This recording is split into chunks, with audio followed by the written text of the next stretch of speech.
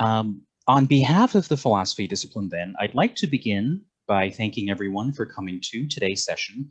And I'd like to especially thank Dr. Massimo Pigliucci, our speaker for today's event, for graciously accepting my invitation to speak to us about Stoicism and the pandemic. You know, I'm thrilled that he accepted the invitation.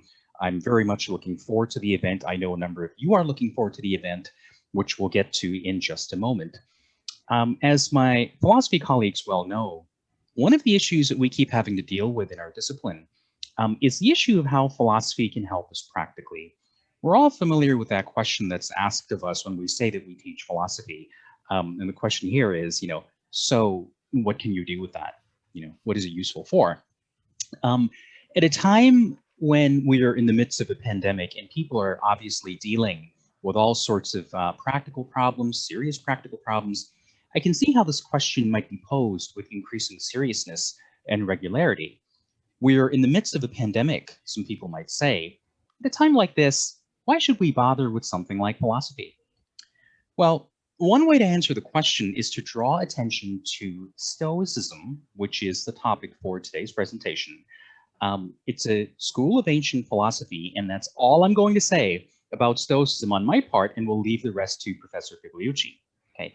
Before I turn things over to him, I would like to briefly introduce him to you.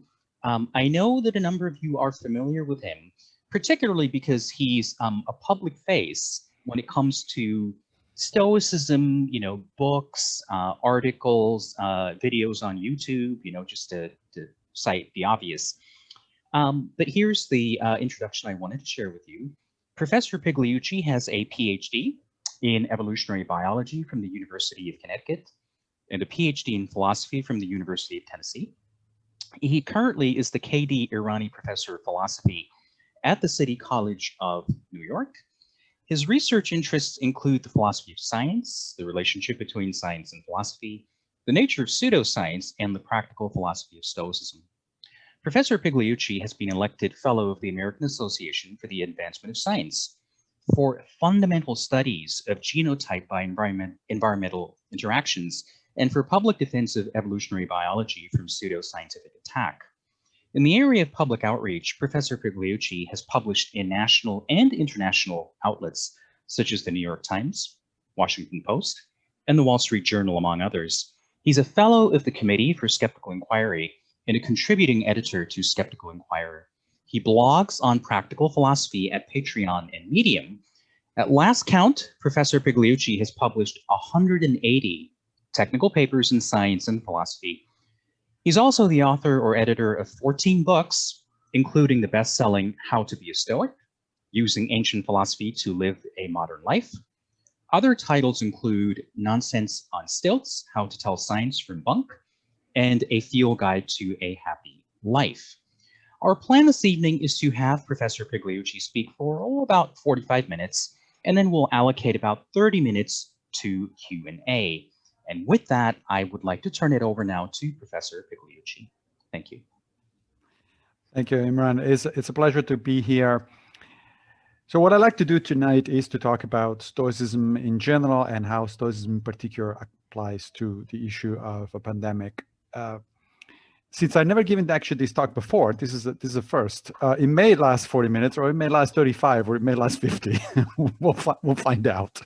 I'm of course looking forward to the Q&A part of it because it's always the most fun part for me. So, Stoicism and the pandemic. Well, you might have noticed that we live in the middle of a pandemic, right? But you probably also know that pandemics are not exactly a new thing, or at least plagues are not exactly a new thing in human history. And in fact, several of the Stoics or the ancient writers who influenced Stoicism had to deal directly with situations similar to the one that we find ourselves in. For instance, Socrates survived the plague in Athens in 430 BCE during the Peloponnesian War. That was a bad result of a policy that seemed to be very good initially by Pericles, who was in charge at Athens at the time. He basically said, look, let the Spartans do what they want to do in the countryside. We're just going to huddle in the city until they're tired of it. And then we control the sea. And so we're going to win this thing. Of course, what he didn't realize is that by putting a lot of people into the city in close quarters. Once that something like an infection started, it would become seriously deadly very quickly. But Socrates survived that, and Socrates is a major influence on the Stoics. Marcus Aurelius, who is arguably the most famous of the Stoics, the emperor philosopher who lived in the second part of the second century of the modern era, he actually handled the so-called Antonine Plague. It was one of the things that he actually had to deal with during his empire. He probably died of it, incidentally, but the plague hit Rome from 165 to 180 of the modern era and killed probably 2 to 3 million people. It arguably was the worst plague in antiquity. Now, if we move forward after Stoicism, after several centuries have passed and a lot of other things have happened in Europe, people like Boccaccio, for instance, had to deal with the plague in that case, the bubonic plague of 1348. And what did he do? He went outside of Florence, to his countryside villa, and wrote the Decameron, one of the defining texts of the Renaissance. In 1593, the plague hit London, and Shakespeare hunkered down. The theaters were closed for more than a year anyway. He couldn't do anything. And so what did he do? He wrote Romeo and Juliet. Now, that's not that I want to raise the bar too high in terms of, what we should all be doing here and accomplish in the middle of the COVID pandemic, but just to give you an idea that things have actually been, going up and down from that perspective for a long time. People have experienced these kind of situations for a long time. And in fact, what I just did is a standard Stoic technique, which is sometimes referred to as the view from above. Is this notion of zooming out from your immediate surroundings, from your immediate circumstances that may seem dire and really awful and so on and so forth, and remind yourself explicitly that other people have gone through something similar before, and they probably will again. And a lot of those people that coped pretty well with the situation. And so if they did it, then we should be able to do it as well. So it's a way to put things into perspective in a sense, and help us out that way. Now, one of the things I want to suggest, I want to do two things basically today. One is to suggest an analogy between dealing with a pandemic and actually being in the middle of a plague. In the middle of experiencing an exile. An exile was a situation that was pretty common in the ancient world, and that the Stoics write quite a bit about because they experienced it several times. So I'll explain in the first part of the talk, I'll explain a little bit about what exile was at the time, why is it kind of analogous to a pandemic, and what the Stoics did about it. And then in the second part of the talk, I'm going to zoom out to give you a broader tool from the Stoic arsenal that is called the Dichotomy of Control, which is useful not just in a pandemic, and in fact, not just to deal with adversity or setbacks, but pretty much in any situation, positive or negative, that you may find yourself in. And then by the time we get to the end of that part, you will have at least a general idea of what the Stoic approach to things is, and then we can open it up to Q&A and see where you guys want to go. So, experiencing a plague, I suggest, is not very different from one of the worst things that could happen to you in the ancient world, and that was being sent into exile. Why? Well, if you were sent into exile, usually that meant that you were annoying somebody in power, right? So people that were sent into exile were people who spoke truth to power, who were somehow dangerous for whoever was in charge at the moment. But nevertheless, they experienced the following situations. Their movements were highly restricted. They couldn't go wherever they pleased. They couldn't travel. Usually, they were limited to certain areas of movement in terms of locations. It was hard to see, or impossible to see, friends and family, because the friends and family wouldn't necessarily follow you in exile, or couldn't necessarily follow you in exile. And of course, there was no Zoom at the time, so it was a little more difficult to get together that way. And the range of activities that you might be able to actually carry out was curtailed by whatever the emperor, the king, or whoever else was that sent you into exile. Now, as I said, several Stoic philosophers experienced exile. One of them was, in fact, Seneca, first century senator and imperial advisor to the Emperor Nero. He was sent into exile by the Emperor Claudius, and he was sent to the island of Corsica. Now, he was sent into exile allegedly because he slept around with the, I think that was the cousin of previous Emperor Caligula, or the sister of the previous Emperor Caligula. That was probably a trumped up charge. The issue was more likely that Seneca had become annoying to Messalina, who was the empress at the time, she was Claudius' wife, and so she tried to eliminate people that were essentially politically annoying to her. In fact, Seneca was initially condemned to death by the Senate, and it was Claudius that commuted the sentence to exile. Now, he was sent to the island of Corsica. I don't know if you've ever been in Corsica, but today Corsica is a beautiful island, and one could say, you know, one response might be, well, I wish I were sent to Corsica into exile. That would be great. But at the time, Corsica was a pretty rough place. You know, it wasn't the resort, series of resort towns that it is today. And sure enough, Seneca had a little bit of a hard time for several years. He was sent there, and I'll get back to Seneca in a minute because he writes actually about this experience. Another Stoic who experienced exile was Muzonius Rufus. He's not well known today. He was but he was arguably the most prominent first century Stoic in Rome, and he was sent into exile twice by two different emperors, Nero and Vespasian, because he really had this annoying tendency of speaking truth to power. And in fact, he was sent into to an Aegean island known as Gyaros. And Gyaros is a small little place that he describes actually in his writings as harsh and devoid of human culture. And in fact, Gyaros, or Gyares is sometimes known, was the place where people were sent into exile. People that were annoying politically were sent into exile all the way into the 1970s, even under the colonist junta in Greece in the 1960s and 70s. People, political dissenters were sent into Gyaros to share Muzonius Rufus' experience.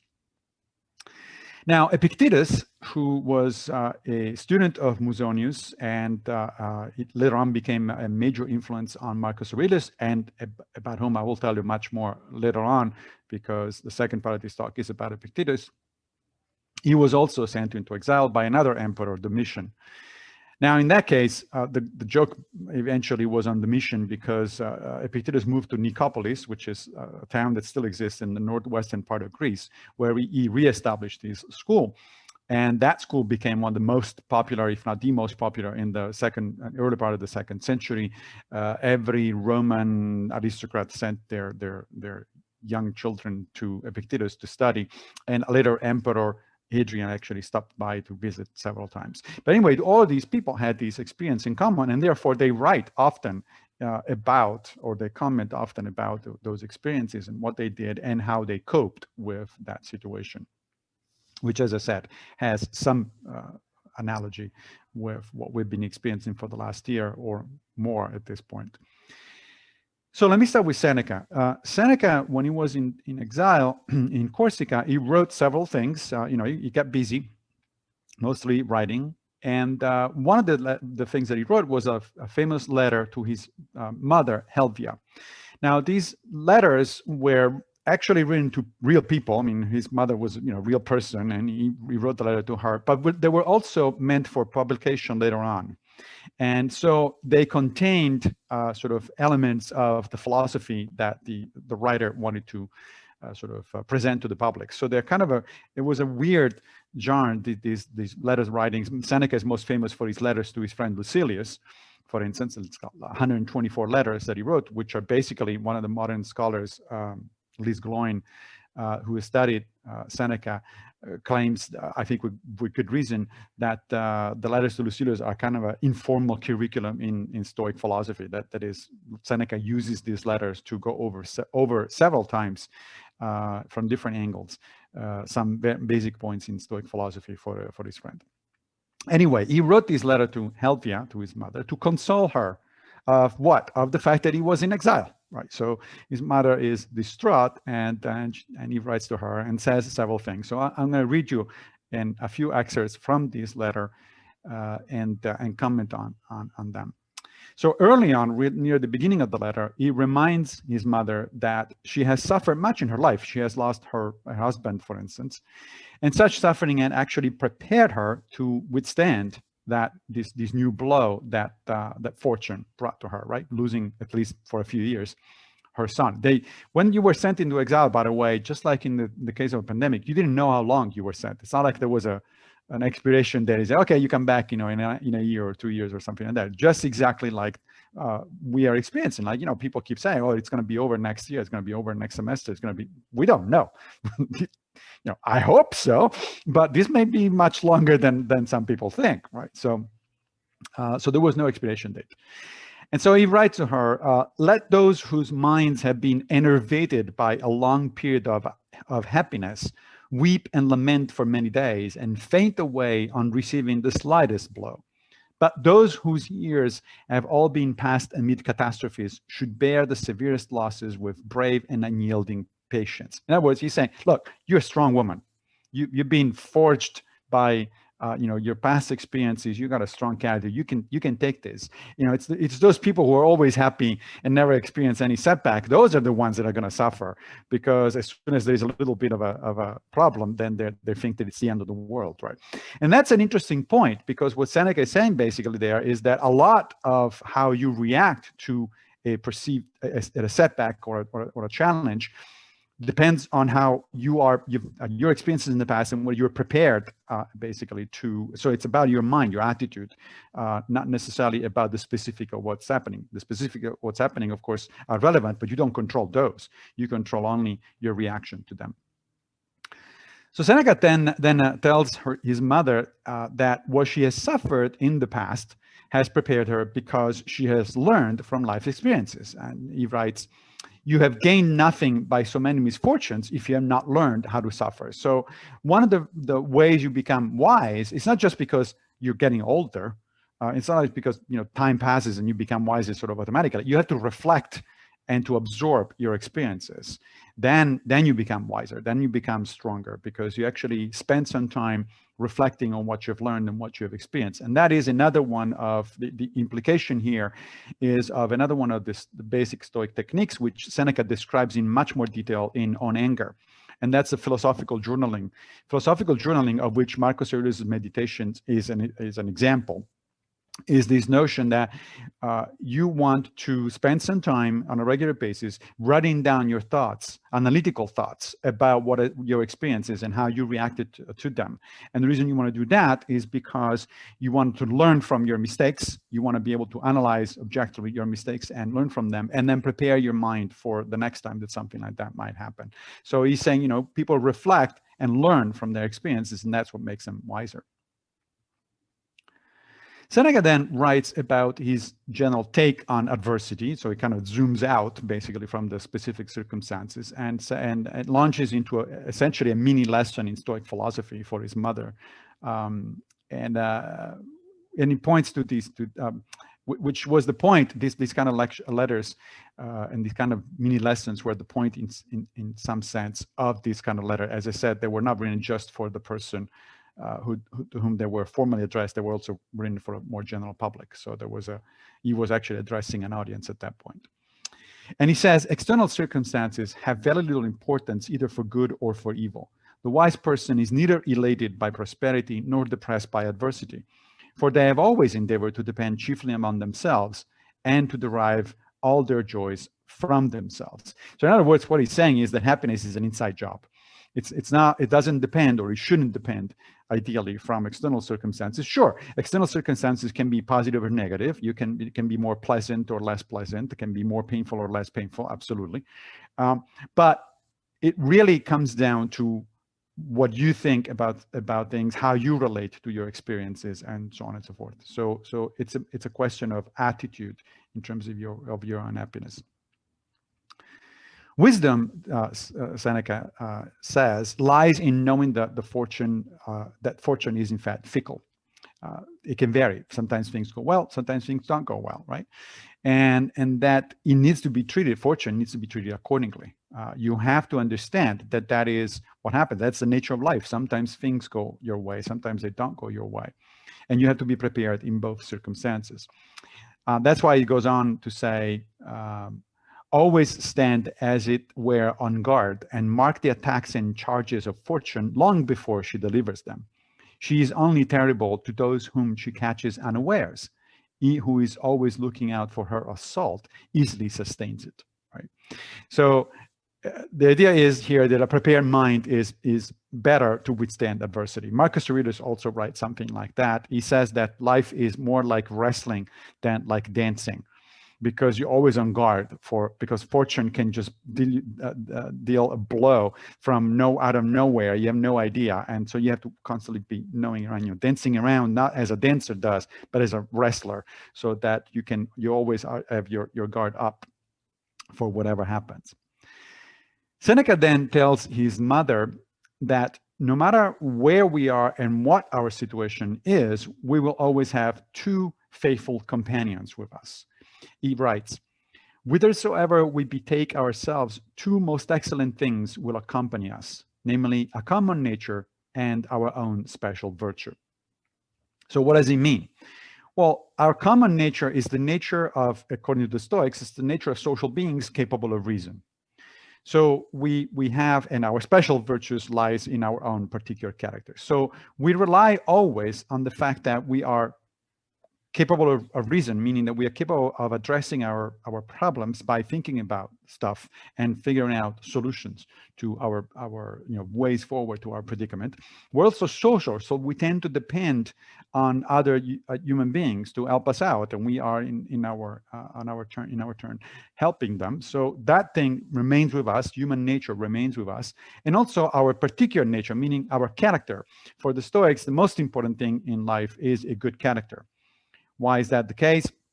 Because a good character means we have good judgment, and good judgment means that no matter what happens to you, you tend to make the right decision. You tend to use things correctly, either in adversity or in when things are good for you. If you have bad judgments, if you have a bad character, then you don't do that. You might actually make mistakes even if things are going well, apparently.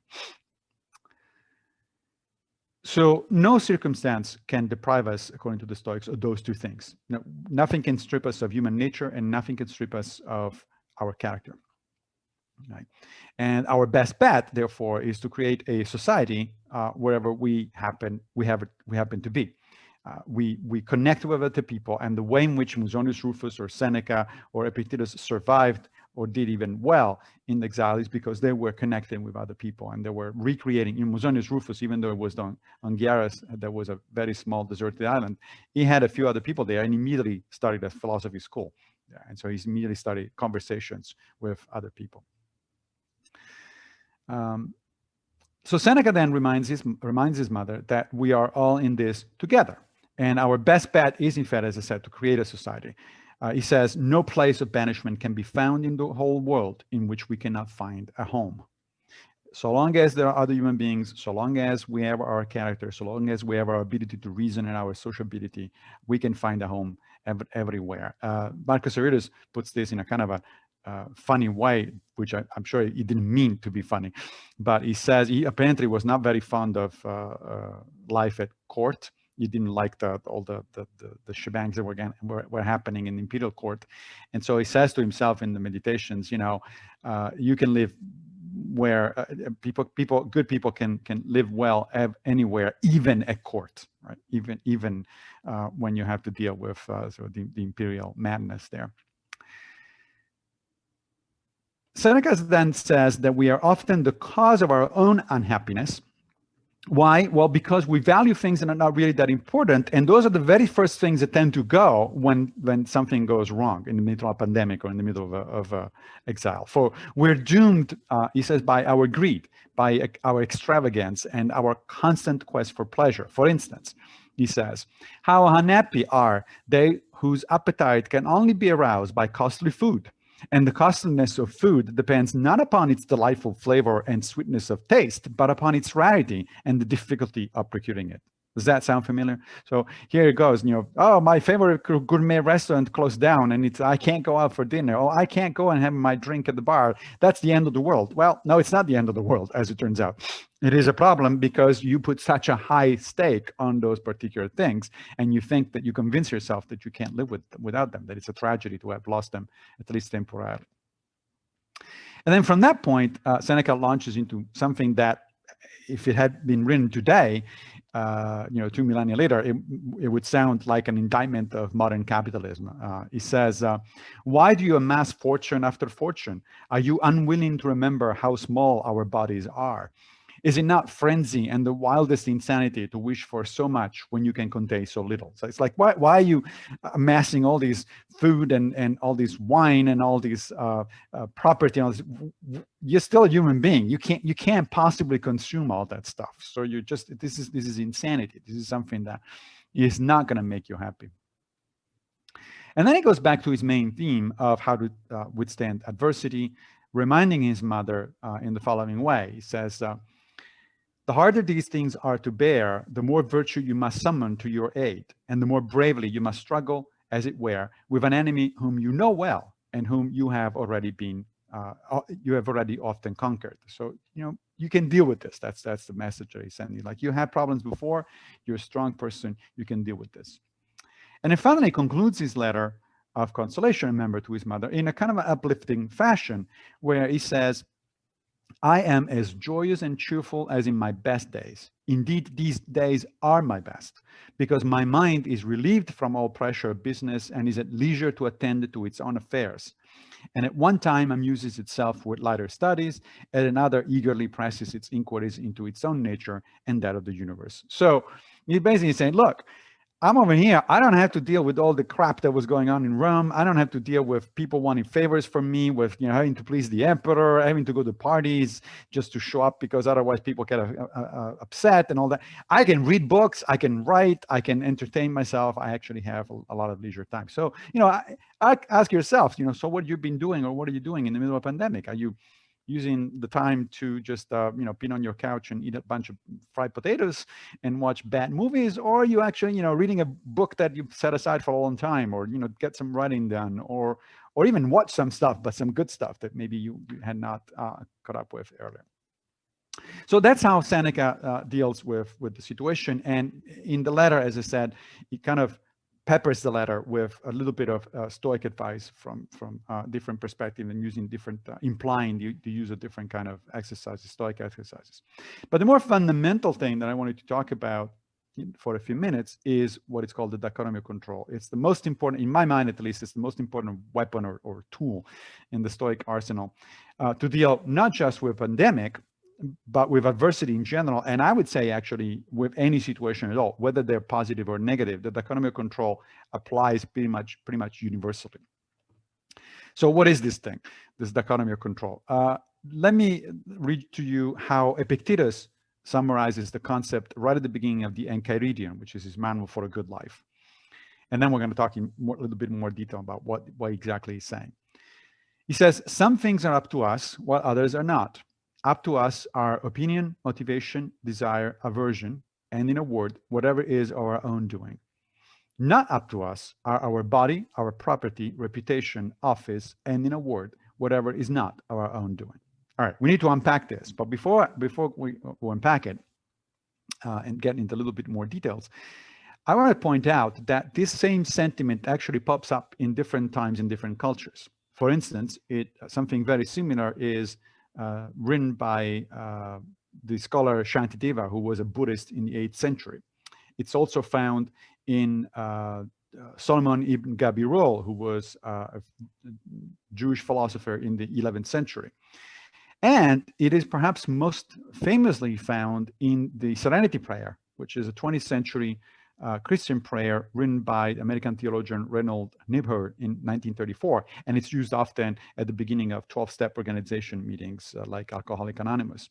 And the Serenity Prayer goes like this: God grant me the serenity to accept the things I cannot change, courage to change the things I can, and wisdom to know the difference. And in fact, the Serenity Prayer is also prominently featured in Kurt Vonnegut's novel, Slaughterhouse-Five.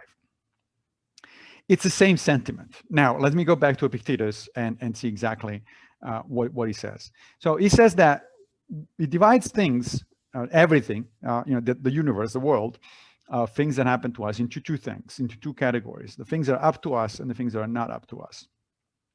What is up to us? He says opinion, motivation, desire, and aversion. These are four things.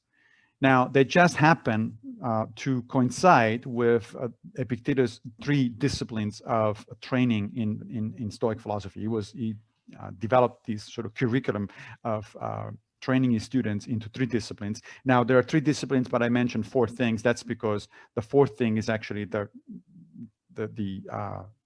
flip side of the same coin of the third one. So opinion means your judgments. Okay, so the discipline of the so-called discipline of assent deals with improving our judgment. Again, because if our judgment is not correct, then we're going to make all sorts of mistakes no matter what the circumstances are. So opinion here means our considered judgments. Motivation actually means motivation to act or not to act. So our decisions to begin a certain course of action or not. And that is the second discipline of Epictetus, the discipline of action, which deals with how to act in the world, especially with respect to other people. And then the third discipline is called desire and aversion, which is why there are two more terms there, desire and aversion. But aversion is simply a negative desire. Right? It's something you want to stay away instead of wanting. And the discipline of desire and aversion is meant to reorganize, reprioritize our objectives. Basically, Epictetus says that often what we want, what we desire, is actually not that good for us, and what we are averse to might actually be good for us. And so that we need to kind of rearrange things around and rethink what it is that that's really good for us or not. So these are the things that are up to us. So Epictetus says, really, the buck stops with you on those things. Your considered judgments are yours. Your decisions to act or not to act are yours, and your priorities in life are yours. Of course, other people can influence them, sure. But ultimately, if you are the one that makes the decision to begin a certain course of action, the decision is yours. The buck stops with you. You are responsible for that decision, no matter who influenced you, no matter, you can't say, oh, well, somebody else made me do it because they had they convinced me. Well, no, nobody made you do anything. It was your decision, no matter what influences you had. Now, what is not up to us? Well, pretty much everything else, right? It lists our body, meaning our health, our property, our reputation, our office, meaning our career. So pretty much everything else is not in our control. Now, what he means, of course, here is not that we cannot influence those things, right? We obviously can. But ultimately, they're not up to us. Ultimately, they don't depend entirely on us. We don't control them because they depend on other things. Like in the middle of a pandemic, the obvious example here is health, right? So in the case of health, of course, I can and should influence it, right? How do I do that? Well, I understand the nature of pandemic and viruses. So I wear a mask, I practice social distancing, I wash my hands constantly, I get in line to get a vaccine as soon as possible, and so on and so forth, right? But notice that all of those things, they of course are going to influence the chances that you are or you're not going to get the COVID infection. But in fact, all those things are your considered judgments and decisions to act and not to act. That's why they're up to you. What is not up to you is the ultimate outcome. Are you going to get sick eventually or not? Well, viruses are sneaky things. And so you might get sick even if you do exactly the right thing. It's just that the chances of getting sick are going to go down. But ultimately, the outcome is not up to you. Right? So in essence, the Stoics therefore think that the only things that are properly belong to us, as Epictetus says, are our own considered judgments and decisions. That's it. What does not belong to us are also called externals, which is pretty much everything else. As I said, of course, our judgments can be influenced by others, and conversely, the outcomes of our actions can be influenced by us, but the dichotomy stands nevertheless. Sometimes people have a little bit of a hard time with the dichotomy of control because they say, well, but there's a bunch of things in between that I can influence partially but not completely determine. That's right. But everything you can influence partially itself can be broken down into these two components, the bit that is entirely up to you and the bit that is not up to you. Now, a good way to look at the dichotomy of control to make it useful for us in dealing not only with the pandemic, but with pretty much everything else that happens in our life is that it essentially is a suggestion to internalize our goals. What do I mean by that? Well, let's say that you're up for a job interview. It comes natural to us to say, I want the job, right? In other words, I want the outcome. But the outcome is not up to me. It's up to the interviewer. And it depends on a lot of factors. It depends on who else, the competition for that job. It depends on whether the interviewer got up on the right side of the bed that morning or he's pissed off and, and so on and so forth. It depends on a lot of stuff. What does depend on me? Making the best effort to prepare for the interview, right? So put together the best resume that I can, focus during the interview, dress appropriately for the interview, not going out drinking with my buddies the night before the interview and get instead a good night's sleep. All that sort of stuff, that's up to me, but the outcome is not up to me. So if I refocus on on my efforts rather than on the outcome, then I'm going to be okay, because no matter what happens, even if I don't get the job, I can say to myself, look, you did everything was possible. The rest is not up to you. And so you try to develop, the Stoic tries to develop, on the one hand, a focus on what is really up to them, but on the other hand, also an attitude of equanimity toward outcomes. Like, well, sometimes you win, sometimes you lose, and we're not children. We don't know throw a tantrum every time that something goes badly or doesn't go in the way in which we want it. Another example, let's say you're in love with somebody, it comes natural to say, oh, I want her or him or them to love me. Well, wrong, because that's not up to you. That's up to them. That's their decision. That is not, you don't control that. What do you control? Well, you control your own behavior. It's up to you to be loving toward that person. It's up to you to do the right thing, to treat that person, in a good way. And then whether they reciprocate or not, that's up to them. It's not under your control. And similarly, of course, the example that I just gave a minute ago, living in the middle of a pandemic, well, don't wish that the pandemic went away, because that's not under your control. Instead, wish, Epictetus would say, that you may do the right things under those conditions, right? Wearing a mask, social distance, etc., etc. Now, if we do that, if we understand how the dichotomy of control works and we internalize it and try to apply it, to everything we do, then Epictetus makes a big promise. He says in the passage immediately following in the Enchiridion, if you have the right idea about what really belongs to you and what does not, you will never be subject to force or hindrance. You will never blame or criticize anyone, and everything you do will be done willingly. That's because what you wish is to do your best, and nobody can force you not to do your best. That's entirely up to you. So you're going to be fine. You're going to be happy. You're going to be willing to do what needs to be done. You're not going to be blaming anybody, because blame is about outside externals. It's not about what is up under you. Now, the concept of the dichotomy of control is actually older than Epictetus. Epictetus was one of the late Stoics. The concept actually goes back to the very beginning of Stoic philosophy in the late 4th century BCE with Zeno of Citium. And perhaps one of the nice analogies to explain how the dichotomy of control works and what it consists of is actually due to Cicero. Cicero was not a Stoic himself. He considered himself an academic skeptic, so a skeptic member of Plato's Academy, essentially. But he was very sympathetic to Stoic philosophy. He wrote a lot about Stoic philosophy. The Tusculan Disputations, for instance, are all about Stoicism, and then he writes about Stoicism in several other books, in the Finibus, for instance, and so on and so forth. And in fact, in the Finibus, he has his friend, Cato the Younger, who was a Stoic. In fact, for Seneca, he was a Stoic role model. Cato was the Julius Caesar archenemy, because he thought that Caesar was a tyrant bent on the destruction of the Republic. And Cicero in the Finibus imagines this dialogue with Cato and asks Cato to explain several basic concepts of Stoic philosophy. And one of the concepts that Cato explains is the dichotomy of control. It doesn't, by the way, that term does not appear anywhere in the ancient literature. This is a modern term introduced by one of the modern Stoic authors, Bill Irvine. The ancients didn't talk about dichotomy of control. But Cicero says, so imagine you're an archer What you want to do is to hit a target, but hitting the target is not up to you. What is up to you is to do your best to hit the target. You want to practice archery.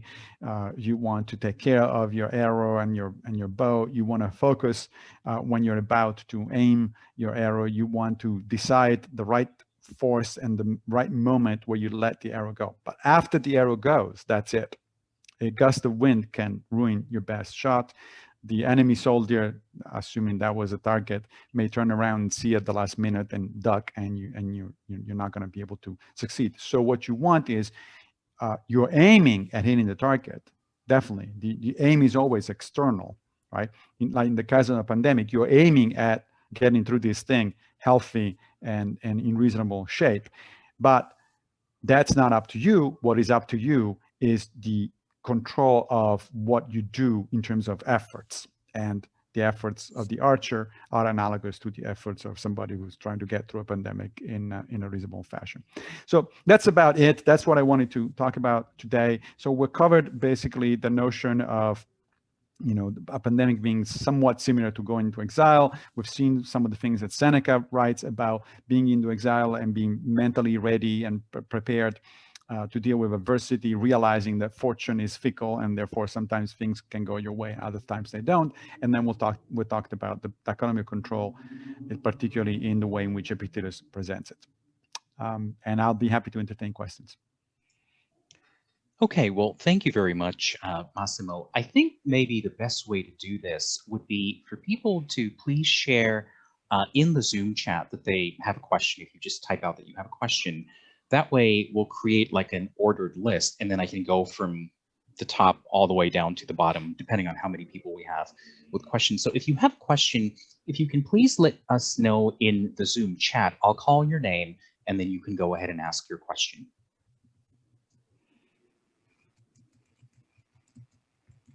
And don't be shy. So we have a question here from Daniel Little, and the question here says, does the distinction between phronesis and epistemics help organize philosophy?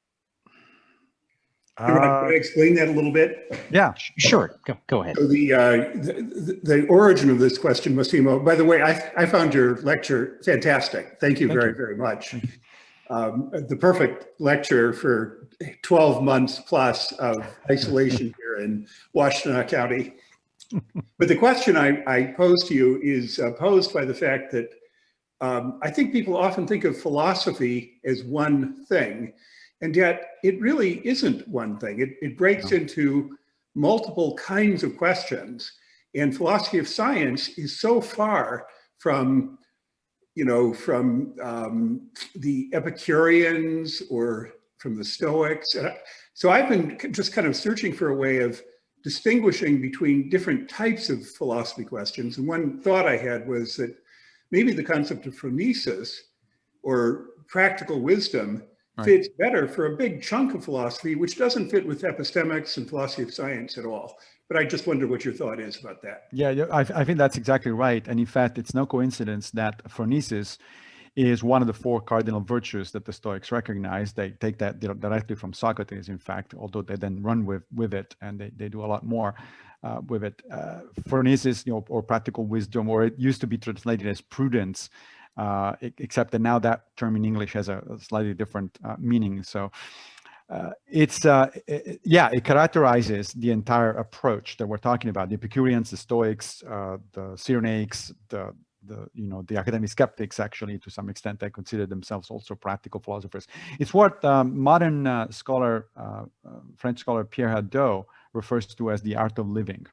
Right? Philosophy as the art of living. And yes, you're right. There are at least these very 2 broadly, you know, parallel strands of philosophy that go pretty much back to Socrates, right? In the Western tradition.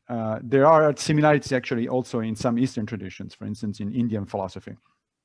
But in the Western world, basically, philosophy, what we refer to as the Pre-Socratics, right? So Heraclitus, Parmenides, and all those people, they were actually really more interested in metaphysics and what we today call natural science, or, you know, natural philosophy or science, and so on and so forth.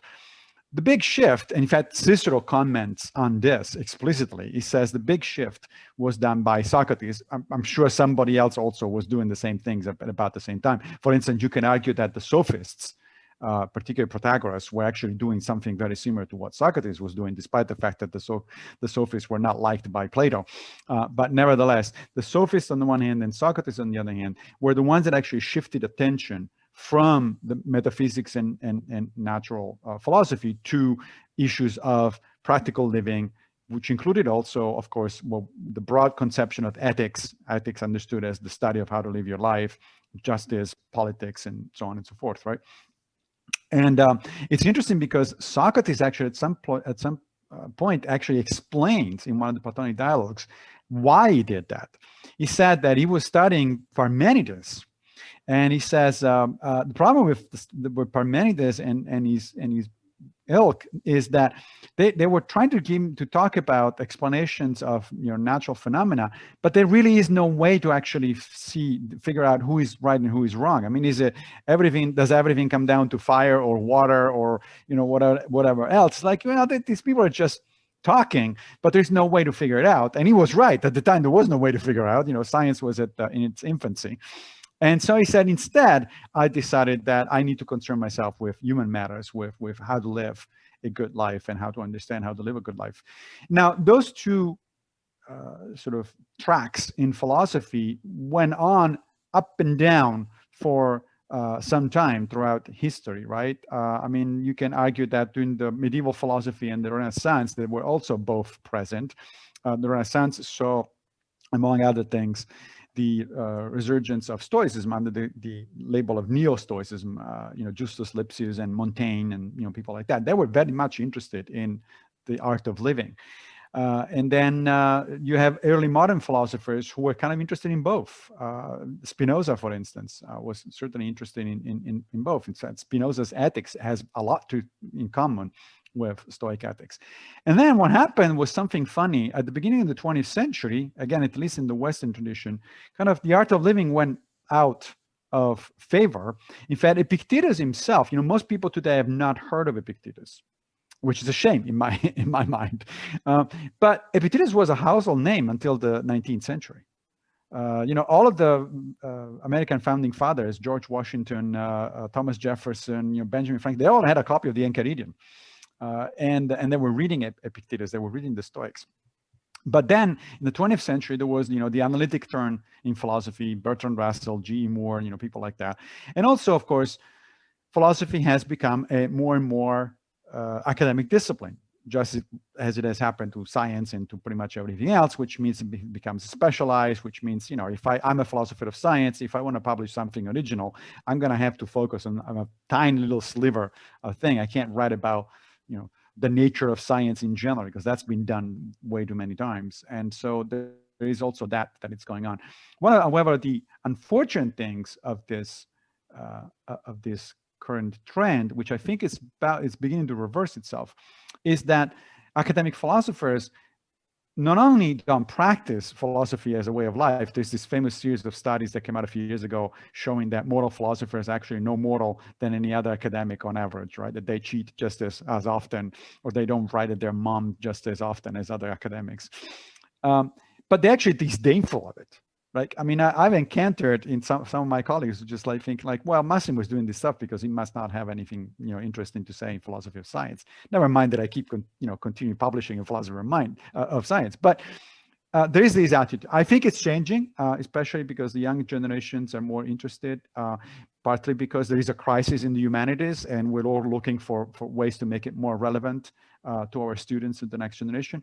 But partly also because some philosophers, I'm thinking, for instance, of Judah Baggini or Nigel Warburton in the UK, they just left academia and just said, you know what, fine, we're going to do our own thing, and screw yourselves.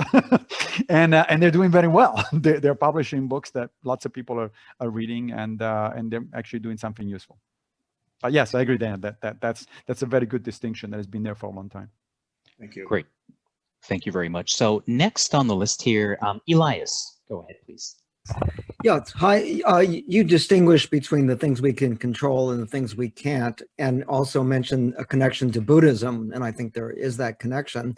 But I'm wondering about, one can be unhappy because one blames externals, the weather, other people. You can also be unhappy if you are blaming yourself. Yeah. But if you, in Buddhism, there's this notion of a second arrow. So if I behave unskillfully or badly, that's one thing. But then if I just keep blaming myself for it, that's the second, the first arrow is the bad thing I did, but the second arrow is I keep blaming myself. Yep. But what happened in the past, what I did in the past is out of my control. Do the Stoics pick up on that notion also and say, don't blame yourself for things in the past, because that's also out of your control? That's right. Yeah, that's a very good question. Yes, they do. And in fact, that's another similarity with Buddhism. Epictetus says explicitly, the person who doesn't think very carefully blames others for what happens to him. The person who's making progress blames only himself. The wise person doesn't blame even himself. In other words, there's this progression from taking responsibility first for what you're doing, and then not even blaming yourself. Why not? Precisely for the reason you just mentioned. That is, the past is outside of your control. You can't go back and change it. Now, that doesn't mean you don't want to pay attention to the past. Of course, you want to learn from your past mistakes, but you want to do that in an analytical fashion, not in an emotional fashion. You don't want to go around, flagging yourself on the back as like, poor me, I've done this or that or the other. What you want to do is like, okay, what did I do? Why did it work? Why did it not work? And what can I do better in the past? When Seneca in On Anger has this long passage where he basically gives us instructions on how to do the philosophical journaling, he says exactly this. You should ask yourself, what did I do wrong? But not in order to do the blaming part, in order to understand. And then you also want to ask yourself, what did you do right? Because you also want to understand the good behavior, the good stuff that you've done. And then most importantly, you want to ask yourself, what am I going to do the next time that's going to be better? Next time that something like that happens, it's going to be better. So yes, the Stoics are very much focused on in the here and now. Not only the past is outside of our control, but in fact, even the future is outside of our control. The best way to prepare for the future is actually to pay attention to the present, is to do what you need to do in the right fashion in the present. The Stoics are also very big on this notion of attention. Sometimes, so the word that Epictetus uses is prosoche, which sometimes is translated as mindfulness. That's because mindfulness is another one of these things that is very popular these days, right? But it's actually fairly different from Buddhist mindfulness. In fact, even Buddhist mindfulness, I understand, the Kabat-Zinn version in modern Western Buddhism is very different from, the early traditions. But in Stoicism, mindfulness literally means just paying attention. In fact, the best translation of the word prosoche is attention. And Epictetus and Seneca, both of them say, look, nothing has ever been improved by not paying attention. If you're the pilot of a ship, the best way to cause a disaster is just not to pay attention for a second, and then you're done, right? And so what you want to do is to focus on the here and now, mindful of the fact that the past is already gone, and so you don't need to dwell on it. The future is still to come. It's also outside of your control. What is happening right here, right now is where your agency is maximized, and that's where you want to be putting your attention. Great. Thank you. Mohammed? Hi. I had a question about, you mentioned, I think, Marcus Aurelius, and he had a problem with the courts, or was that another philosopher? I'm not. Yeah, that was Marcus. Yeah. Mm-hmm. What's the story there? Why did he have such an issue with court? Well, so Marcus was not interested really in becoming emperor, and he was much more interested in philosophy. He got the philosophy bug when he was a kid, really, when he was 10 or 11. He had several mentors, some of whom were Stoics, in fact, but not all of them. And when he was a kid, he actually started sleeping on the floor. And wearing a rough cloak like philosophers, until his mother said, enough of this stuff. You need to go to bed and use a proper bed. But so he was always, for the rest of his life, he actually kind of pined for that kind of, he wanted to be on his own. He was not particularly social, apparently. He wanted to be on his own and do his own stuff. Unfortunately, however, for him, And fortunately, really for the Romans, events conspired to make him the first co-emperor with Lucius Verus, and then Lucius died of the plague, in fact, and Marcus Aurelius was left in charge of the empire, and he had a really difficult time. I mean, he's considered one of the so-called 5 good emperors, right? The Nerva and dynasty and subsequent dynasty is Antonine dynasty. It's Nerva, Trajan,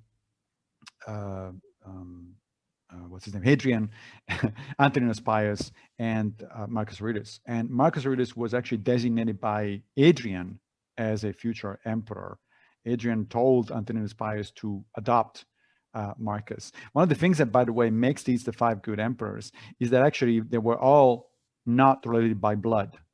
They each adopted their successor, which was very unusual in Roman history. And the reason they did that was because they didn't have heirs. They didn't have male children that survived to adulthood. Unfortunately, the exception was Marcus, who's one of his adult sons did survive, and unfortunately turned out to be Commodus, who was not exactly the best example of an emperor. But Marcus had to choose to have him, otherwise there would have been civil war essentially under those conditions. So anyway, Marcus had an interesting situation in his hands because he had 2 frontier wars, one in Parthia and one on the northern frontier with the German tribes. Both of them were defensive wars. One of the things that also separates the 5 good emperors is that most of them pretty much try to simply retain the borders of the empire. They did not try to expand, especially Hadrian, Antoninus, and Marcus. So he had to deal with 2 defensive wars, with the plague, as I mentioned earlier, with one of his lieutenants in Egypt who organized an uprising and tried to become emperor. And then what else? Oh, and we had a big flood of the Tiber River that destroyed, half of Rome. So it's like the guy had his hands full. And so he was not enjoying that particular role, but he was trying to do his best. And said that's why he says to himself, you can be happy anywhere. And if that's true, then you can be happy even as an emperor, even though that wouldn't be your choice otherwise.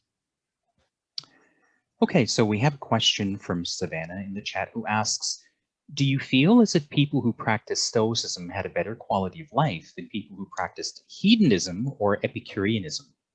Oh, that's an excellent question. That's of course an empirical question.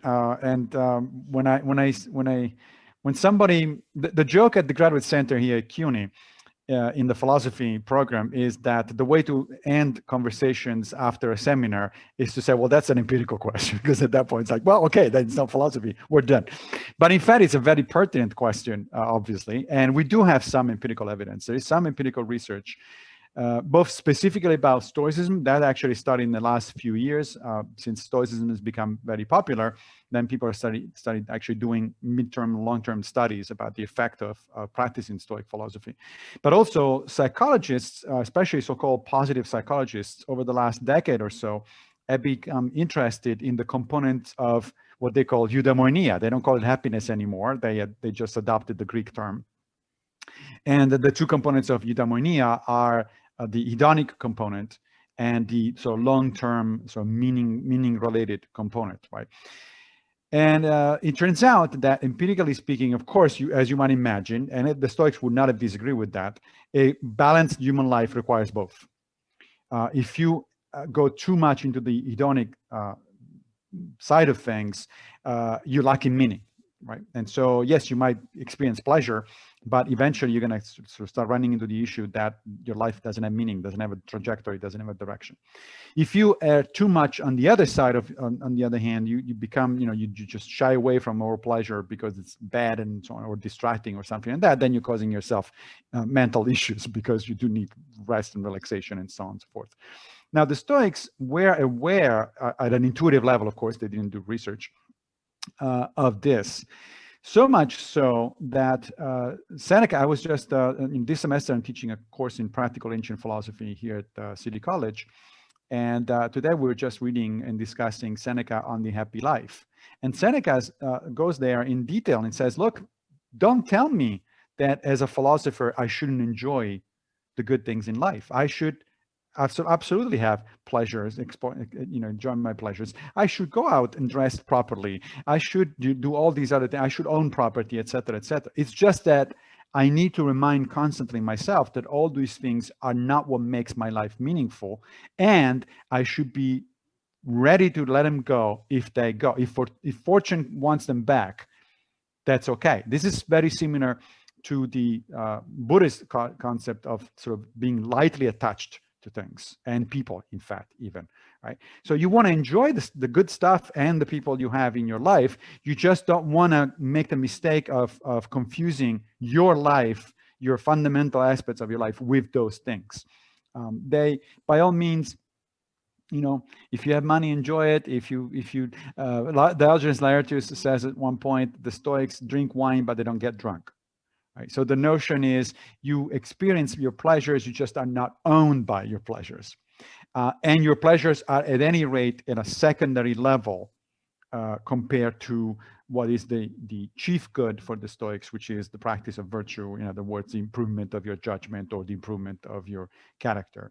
There is actually an interesting concept that is put out these days by behavioral economists that is interesting. It's an interesting way to understand how the Stoics deal with virtue being the chief good or the only good sometimes, and then everything else being a preferred or dispreferred indifferent. The phrase preferred indifferent is kind of an oxymoron, right?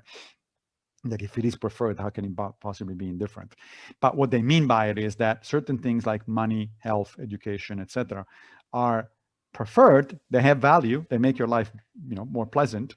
But they are indifferent, meaning that they don't make you by themselves a better person. And that is what matters the most for a Stoic, to become a better person.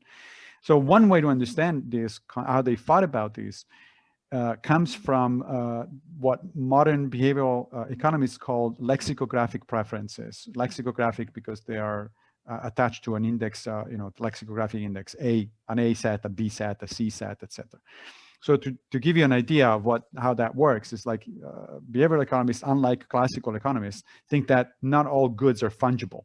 It's simply not true that there is a common currency according to which you can exchange everything. There are things that you cannot exchange with other things, that people are not willing to exchange with other things. For instance, in my A set, I have, let's say, my daughter's well-being. Right? She's important to me, so she's in the A set. The B set, ranked below the A set, the B set for me includes, a Lamborghini sports car. If I had enough money, I would buy an orange Lamborghini sports car. Right now, how do I buy a Lamborghini? Well, with something else that belongs to the B set, that's money. Money can be exchanged for a Lamborghini. In fact, you need a lot of money to getting a Lamborghini. And if I had that kind of money, maybe I would in fact exchange it for a Lamborghini. That's an exchange within the set. But one thing I would never do is to exchange between sets, right? I'm not going to sell my daughter in order to get a Lamborghini. Right? That's the notion.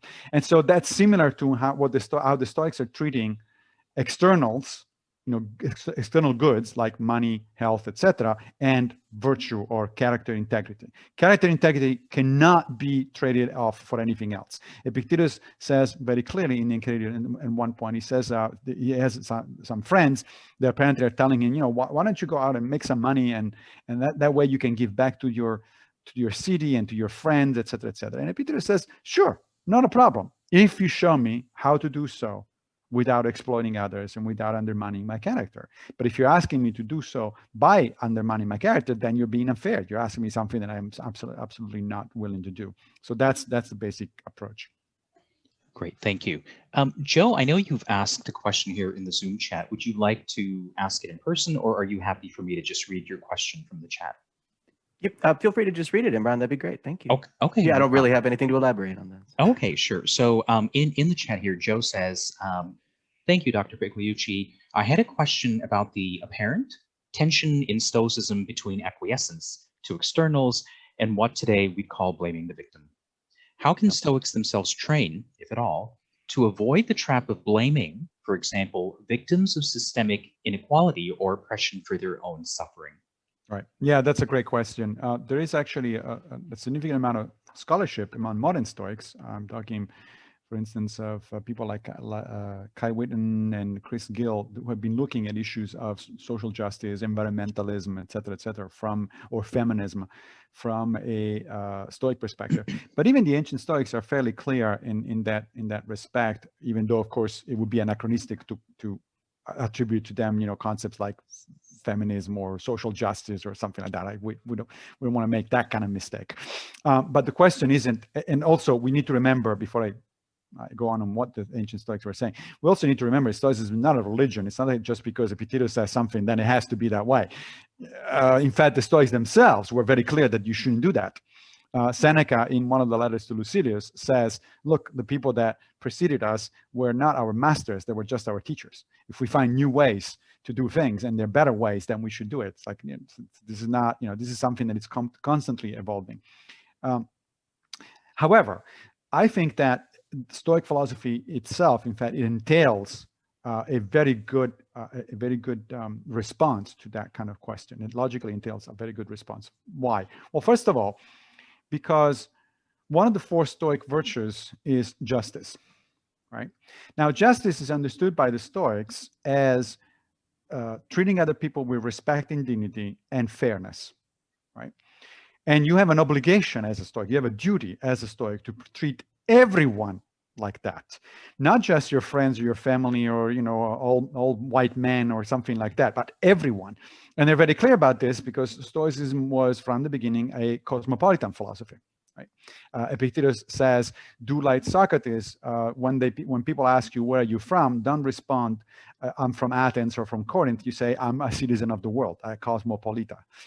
And not only that, but all of the Stoics, including explicitly Epictetus, Muzonius Rufus, and Seneca, and Zeno of Citium, the founder of the school, they all say explicitly that women have the same exact mental abilities as men, and therefore they should be taught philosophy, and therefore they are perfectly capable of living a virtuous and philosophical life, right? I mean, Zeno's Ideal Republic, unfortunately, we only have fragments from that book, but Zeno's Republic actually is often imagined as it's a utopia, but as a society that is essentially a anarchic enlightened, is an example of anarchic enlightening. Everybody is just resolves problems by talking to each other. And he explicitly says men and women, go in there and do their thing at the same level in the same way. So all of that to me implies that a Stoic has a duty to work toward the improvement of society. That said, so the flip side of that coin is, yes, but you also have to deal with the world as it actually is right now. And so you want to cultivate endurance in yourself. The Stoics are very clear. You don't go out to somebody else and say, bad Stoic. Oh, you can't, you're not enduring things, blah, blah, blah, you're bad. That's a no. It's all about you. It's about yourself. So you're supposed to steel yourself for the fact that even though ideally we want to live in Zeno's Republic, in reality, we live in a particular world and we have to deal with that situation in the best way in which we can. Marcus Aurelius is interesting. At one point he says, don't wait for Plato's Republic. That was a common phrase at the time, essentially equivalent to ours, don't wait for utopia. He says, don't wait for Plato's Republic. Make any progress that is possible right now, because however small that progress is, it is important. And so, for instance, one of the things that he did do, he did not abolish slavery because that was completely unthinkable at the time. Even if he had wanted to do it, he probably would have lasted, a day because, they would have killed him. Ancient societies, not just Roman societies, were based on slavery. But he did, in fact, on several occasions, pass several laws to improve the situation of both women and slaves. And so that's an example of, I can't get to Plato's Republic instantly, but I can improve things. I am an emperor, I can pass laws, and I'm going to do that because that's what I can do. So that's the notion that you always have to weigh these two things. On the one hand, you have to have the ideal in mind because that's where you want to move forward. But at the same time, you also have to be very clear on what the present situation is, because whatever that situation is, you still have a duty to move forward and to try to be helpful to other people. Okay, thank you. So by my count, we have 3 questions that are outstanding, and we have about 5 minutes left. if we allocate, let's say about 2 minutes to each question, I think we'll be able to get through all of them. Okay, Let's try.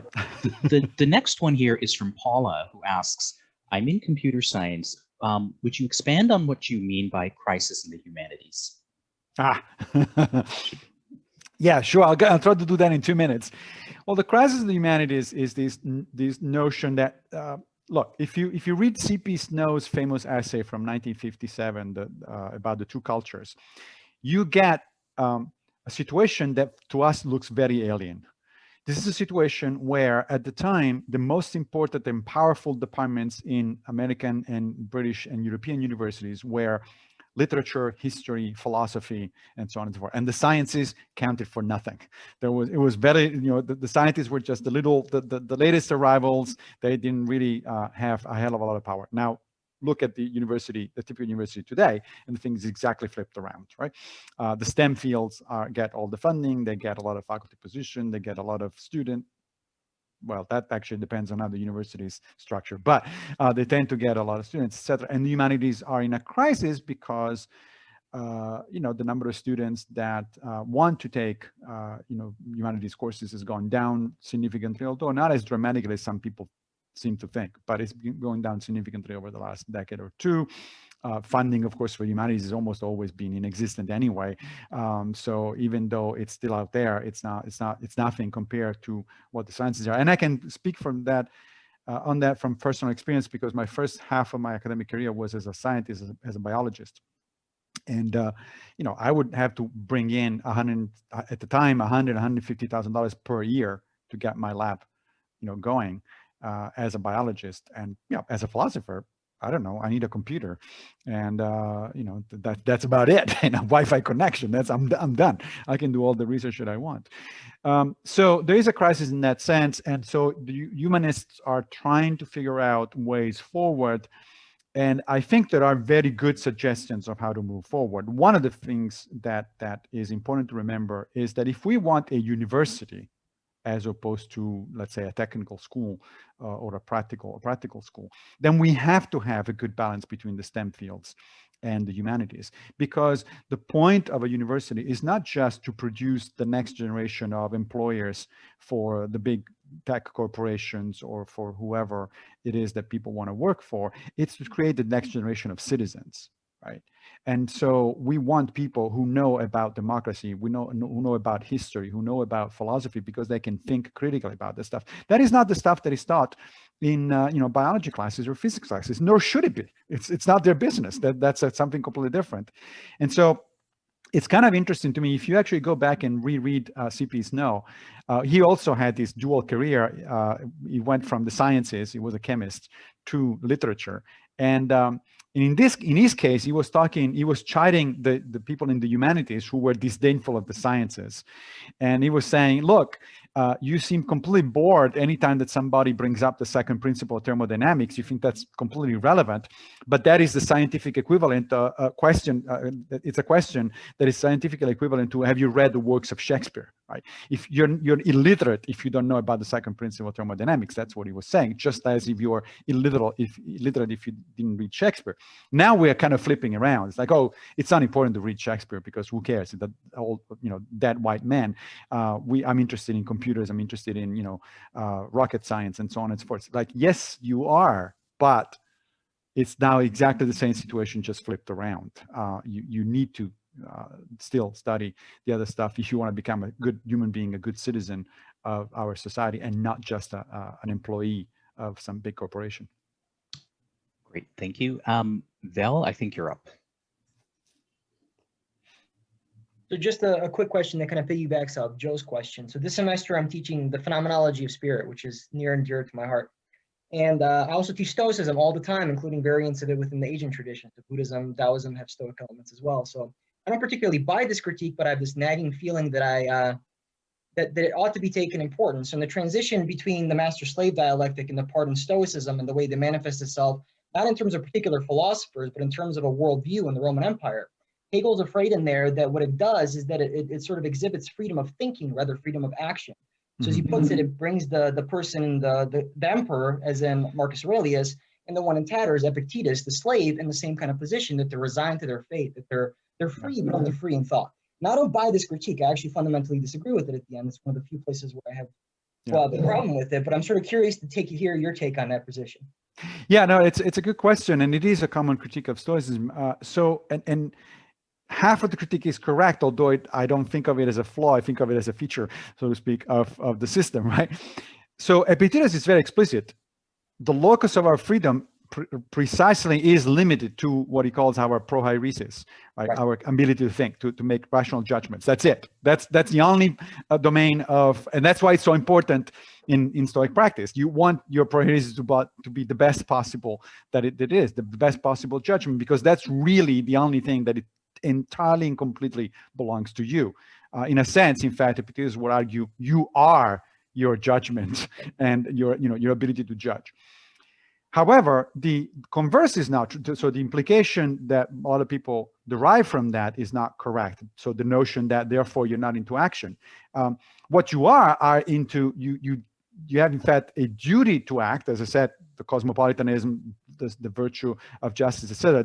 You actually have a duty to act, but you also understand that whenever you get into action, you may or may not achieve what you set out to do. And Epictetus says you have to be okay with that. Okay, not in the sense that you wouldn't prefer a particular outcome than of course, if I'm an archer, I prefer to have actually hit the target rather than not, right? But I don't get pissed off with myself if I don't hit the target and it wasn't my fault. I did my best. I have to accept that sometimes my best is just not gonna be enough. Now that said, so that your mind is not disturbed, so to speak. That's the phrase that actually Epictetus uses. You don't want your mind to be disturbed. Well, why not? Because if your mind is disturbed, then it interferes with your faculty of judgment, and you're not going to be able to make the next move. Fine, you didn't hit the target this time, but there may be another chance. There may be another occasion. There may be something else, something different you may do, right? Let's say I'm interested in I want to be involved politically and I run for office, but I fail. I don't get elected, right? Well, fine. I understand from the beginning that wasn't necessarily going to happen. Now let me see. What other ways are there to achieve similar goals, related goals? What other ways are there for me to get politically involved, even though I am not elected, even though I wasn't successful in what I was trying to do in the first place? Great, thank you. And this is going to be, I think, our final question. Samuel, go ahead. Thank you. And thank you for the presentation, by the way. So my question, you kind of talk about in the dichotomy of control, the things that are up to us, and kind of discuss training them. And a lot of your examples were pandemic related, but beyond the pandemic, do you have any effective techniques at training kind of those qualities that go, I guess, that are valuable throughout life? Kind of some sort of techniques that improve the opinion and judgments, motivation, and share a little bit about that. Yeah, that's a great question.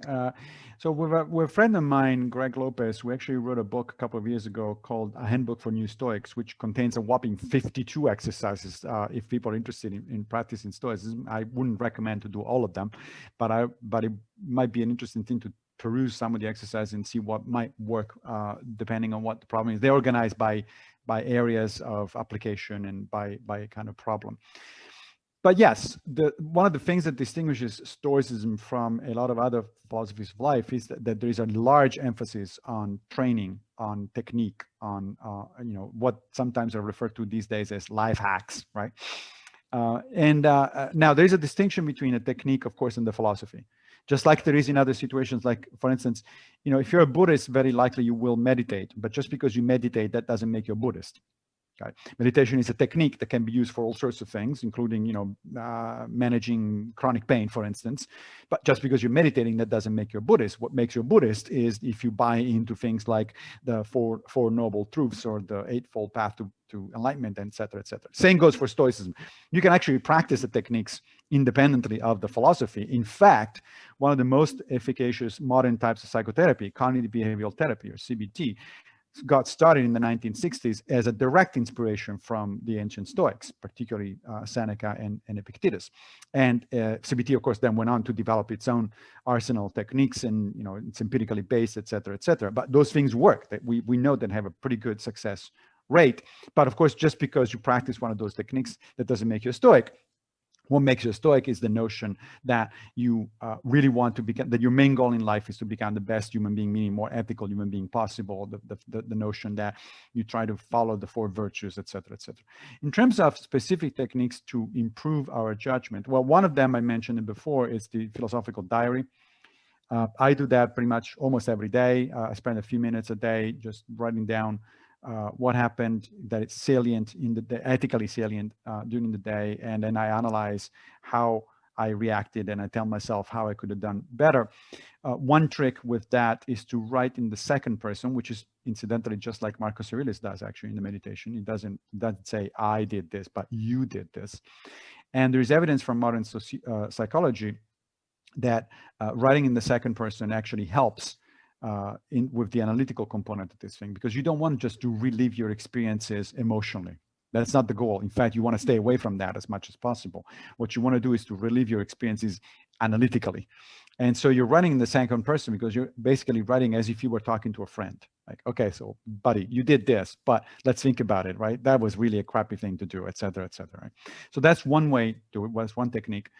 Another thing that the Stoics said to do in order to improve ourselves is to pick role models.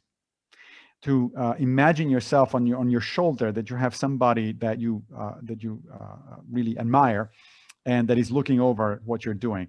Socrates famously said that he had a daimon on his shoulder, right? So this entity that was telling him what to do and what not to do, mostly apparently what not to do, because when he was asked, so what does the daimon say? He says, well, more often than not, he says, no, don't do it. Now, this technique also actually has remarkably backing from modern empirical evidence. There are studies showing that if people are told to imagine that, let's say, their grandparents or somebody who they trust and think highly of is looking over their shoulders when they're doing things, even though it's not true, they're actually they act more ethically. Right? Their behavior actually improves. And Seneca says the reason you want a role model is because in order to figure out how crooked you are, you need a straight ruler, right? And the straight ruler to compare yourself with, and the straight ruler is the role model. So that's another thing you can do. Friendship is very important for the Stoics. Friendship of virtue, as Aristotle, who was not a Stoic, would put it. So friendship of virtue is, you want to surround yourself with good people who are ideally even better than yourself, or at least, good people. And you want them to use as a mirror to your soul, as Aristotle says. So in other words, you want the kind of person that is willing and comfortable telling you, you know what, that was a crappy thing to do and you shouldn't do it. And, willing to confront you on things and try to, of course it's reciprocal. It doesn't go one way. But that's another way in which you do self-improvement. And then, of course, there is the reading of the text themselves. You're supposed to be reading, random bits and pieces of Marcus Aurelius or Epictetus or Seneca, and then reflect on them and say, how does that apply to my life? What am I doing here that might be relevant? Epictetus has yet another little trick up his sleeve. He says that we should always have ready at hand some standard phrases that help us remember what the right thing to do is. And I've come up with my own list for my practice. But for instance, a standard phrase like that is, so it seems to him or her, meaning, when somebody disagrees with you or pisses you off because you think, oh, this guy's an idiot, how can you possibly think that? Instead of saying that, recite to yourself, so it seems to him, right? So it's like, okay, that's his opinion and it's fine. It's okay.